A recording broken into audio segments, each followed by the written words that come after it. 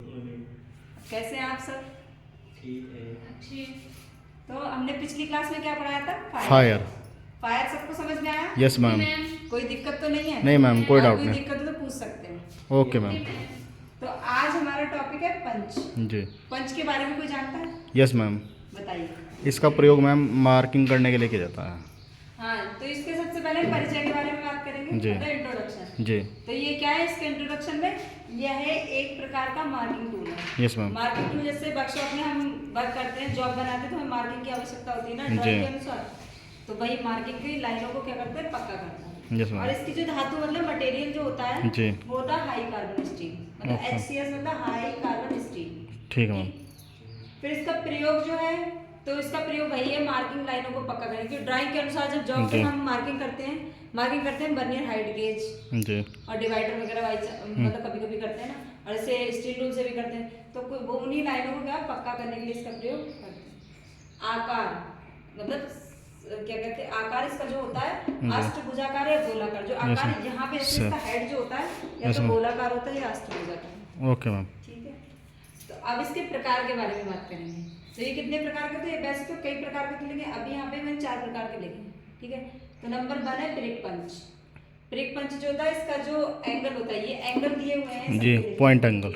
Point angle जो होता है तो वो है 30 डिग्री। जी मैम। और इसका प्रयोग जो होता है डिवाइडर के पॉइंट को स्थान देने के लिए। जैसे कि हमें कोई रेडियस वगैरह मतलब रेडियस का जॉब कोई मिल रहा है तो उसमें या व्रत खींचना, छोटा व्रत खींचना ना, तो उसके व्रत वही मतलब गोला खींचने के लिए तो वही वो क्या कहते हैं डिवाइडर जो होता है उसका पॉइंट जो होता है यस मैम। उसके लिए उसका स्थान उसे स्थान देने के लिए इसका प्रयोग करते हैं। जैसे ये है पंच।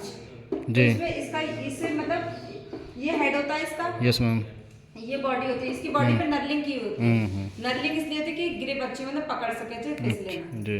और बाकी ये इसका होता है पॉइंट एंगल। ओके। तो इसके पॉइंट एंगल सब मतलब जितने प्रकार के होते हैं तो सब में अलग अलग होता है। Yes, वही ma'am. यहाँ पे 30 डिग्री दिया हुआ है। ओके ठीक है? मैम। फिर आता है डॉट पंच। जी। समझ में आ रहा है सबको? Yes ma'am. डॉट पंच। डॉट पंच का जो पॉइंट एंगल होता है 60 डिग्री। जी मैम। 60 डिग्री होता है। तो इसका जो प्रयोग होता है मार्किंग को पक्का करने के लिए। जैसे कि हम नॉर्मल जो कोई लाइन खींचते हैं तो इसका प्रयोग उसमें मतलब कि उन्हीं लाइनों को पक्का करने के लिए किया जाता है। फिर आता है 3rd नंबर पे सेंटर पंच। सेंटर पंच समझ रहे होगे कि सेंटर मतलब केंद्र बिंदु। जी। ठीक है। तो इसका पॉइंट एंगल जो होता है वो कितना होता है? 90 डिग्री। इसका प्रयोग होता है ड्रिल के पॉइंट को स्थान देने के लिए। जैसे कि हमें ड्रिल वाला जॉब जो मिलता है जैसे चेन ड्रिलिंग की थी। जी।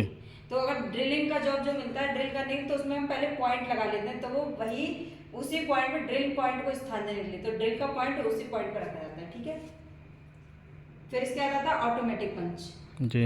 ऑटोमेटिक पंच जो होता है उसका जो एंगल होता है 60 से 90 डिग्री। जी। इसका यूज बिना हैमर के होता है। जैसे कि जिस वाला पेन देखा ना, स्प्रिंग वाला पेन आता स्प्रिंग है। वाला जो पेन होता जी। है तो टिक टिक करो तो उसमें मतलब निब आ जाती है, मतलब बंद भी हो जाता है, खुल भी जाता है, उसमें कैप नहीं होती। जी। उसी तरह ये होता है तो ये बिना हैमर के यूज किया जाता है इसका।